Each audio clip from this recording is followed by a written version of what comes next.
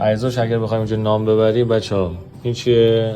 شیر اینا. این چیه؟ کیتش کجاست؟ داخلی کیته. این چی بود؟ انتیسی آب مصرفی. آب مصرفی. گرمایش کجاست؟ گرمایش روی کلیپسی بود، روی لوله بود. این چیه؟ پمپ رو باز کنیم اجزاشو در بیاریم. این چیه؟ شیر پر کنه. شیر پر کنه. آب ورودی اینجا میاد. این قطعه چیه؟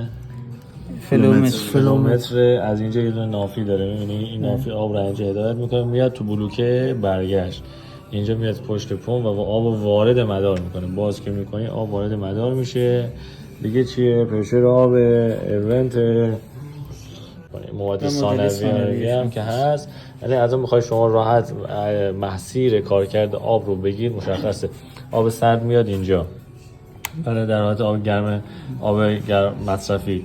آب سرد میاد آفرین میاد اینجا گرم میشه میره. چطور گرم میشه آقای مرجو؟ از گرمای معادل. جون از گرمای چیز معادل اولیه که میاد داخل این مجاور هم قرار میگیره. اینا گرم میشه.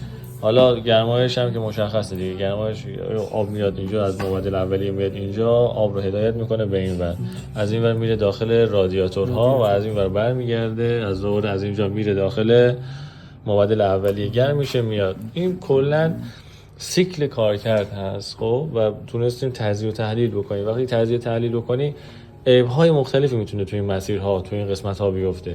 شما وقتی درک بکنی و بفهمی این سیکل و این مسیر چی هست، میتونه عیب‌های مختلفش رو ببینی.